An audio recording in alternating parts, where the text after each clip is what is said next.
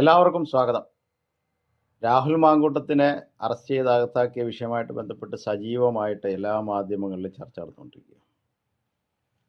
യഥാർത്ഥത്തിൽ ഇത് കാലേകൂട്ടി നടത്തിയ ഒരു ഓപ്പറേഷൻ്റെ ഭാഗമായിട്ടാണ് രാഹുൽ മാങ്കൂട്ടത്തിനെ ഒന്നാമത്തെയും രണ്ടാമത്തെയും ആരോപണത്തിന് സാധിക്കാത്തത് മൂന്നാമത്തെ അതിജീവിതയുടെ പരാതിയിൽ സാധിച്ചത്. മുഖ്യമന്ത്രിക്ക് ഒരു മെയിൽ അയച്ചു, ഏറ്റവും എളുപ്പത്തിൽ അദ്ദേഹത്തിനെ അറസ്റ്റ് ചെയ്തു. പാലക്കാട്ട് രണ്ടാം സ്ഥാനത്ത് നിൽക്കുന്ന BJPക്ക് ഒന്നാം സ്ഥാനത്ത് വരാൻ ഒരു തുള്ളി രക്തം പൊടിയാതെ BJP നടത്തുന്ന ഒരു ഓപ്പറേഷനായിട്ടാണ് ഞാൻ മനസ്സിലാക്കുന്നത്. മറ്റ് സംസ്ഥാനങ്ങളിൽ വ്യക്തികൾ തമ്മിലും സമുദായങ്ങൾ തമ്മിലും ചേരിതിരിവ് സൃഷ്ടിച്ചുകൊണ്ടാണെങ്കിൽ അത് കേരളത്തിൽ പ്രാവർത്തികമാകത്തില്ല എന്നുള്ളത് BJPക്ക് അറിയാം. അപ്പോൾ അദ്ദേഹത്തിൻ്റെ ഇമേജും കോൺഗ്രസ് പാർട്ടിയുടെ ഇമേജും ഒക്കെ ഇടിച്ചു താഴ്ത്തിയാൽ വളരെ ലളിതമായിട്ട് കാര്യം നടക്കും. കേവലം ബലിയാടാകുന്നത് രാഹുൽ മാങ്കൂട്ടത്തിൽ എന്ന ഒരു വ്യക്തിയും കോൺഗ്രസ് എന്ന പാർട്ടി കേൾക്കുന്ന ഒരു ചെറിയ ആത്മാഭിമാനവും മാത്രമേ ഉള്ളൂ. മറ്റ് രക്തച്ചൊരിച്ചിലുകളൊന്നും ഇവിടെ ഉണ്ടാവുന്നില്ല.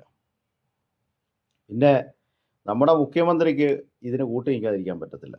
മുഖ്യമന്ത്രിക്കെതിരെയുള്ള ആരോപണങ്ങളും അദ്ദേഹത്തിൻ്റെ മകൾക്കെതിരെയുള്ള ആരോപണങ്ങളും ഒക്കെ മറച്ചു പിടിക്കുന്നതിന് പതിവ് പോലെ എല്ലാവരും ഉന്നയിക്കുന്ന ആരോപണം ഇവിടെ ശരിയായിരിക്കുക.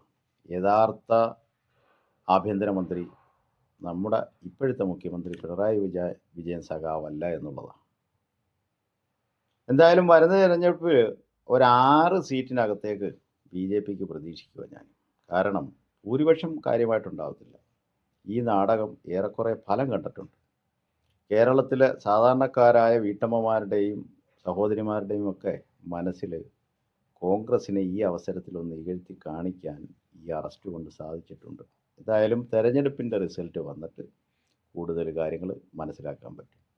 പിന്നെ ഈ വിഷയത്തിലെ രാഹുൽ ഈശ്വറിൻ്റെ റോള് സത്യത്തിൽ തിരിച്ചറിയണമെങ്കിൽ റിസൾട്ട് വന്ന് എത്ര BJPയുടെ MLA മാർ വരുന്നു എന്നതിന് ശേഷം മാത്രമേ അറിയാൻ സാധിക്കത്തുള്ളൂ.